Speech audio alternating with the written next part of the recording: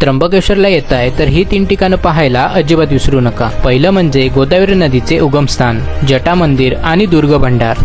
तर मित्र हो, त्र्यंबकेश्वर ज्योतिर्लिंगाचे दर्शन करून तुम्हाला यायचं आहे ब्रह्मगिरी पर्वताच्या पायथ्याशी। ब्रह्मगिरी स्टार्टिंग पॉइंट ते गोदावरी नदीचे उगमस्थान जवळपास 1 तासाचे अंतर आहे। मित्र हो, पर्वत चढत असताना तुमच्याजवळ काठी असणे खूप गरजेचे आहे, कारण माकड तुमच्याजवळ असलेल्या वस्तू हिसकावून घेतात। पर्वतावर चढणं जितकं अवघड आहे तितकंच सुंदर हे उंचावरून दिसणारं त्र्यंबकेश्वरचं सौंदर्य आहे। मित्र हो, चढाई करत असताना आपल्याला पर्वताच्या मध्यावरती मारुतीरायांचे दर्शन होते। जसं तुम्ही पर्वत चढून वरती याल तसं तुम्हाला पाहायला मिळेल असा काही सुंदर नजारा। तर जास्त वेळ न घालवता थोडा आराम करून गोदावरी गंगा मातेचे दर्शन करून तुम्हाला यायचं आहे जटा मंदिराजवळ। आता भंडार दुर्गावरती जाण्यासाठी तुम्हाला यायचं आहे मंदिराच्या मागच्या बाजूला। अरुंद रस्ता आणि समोरचा सुंदर नजारा, मनामध्ये भीती आणि थरारक असा अनुभव। भंडार दुर्गावरती जात असताना आपल्याला असं काही कोरीव काम पाहायला मिळतं। कशा प्रकारे डोंगर कोरून खाली उतरण्यासाठी पायऱ्या बनवल्या आहेत। खाली उतरल्यानंतर तुम्हाला दुसऱ्या बाजूला जाण्यासाठी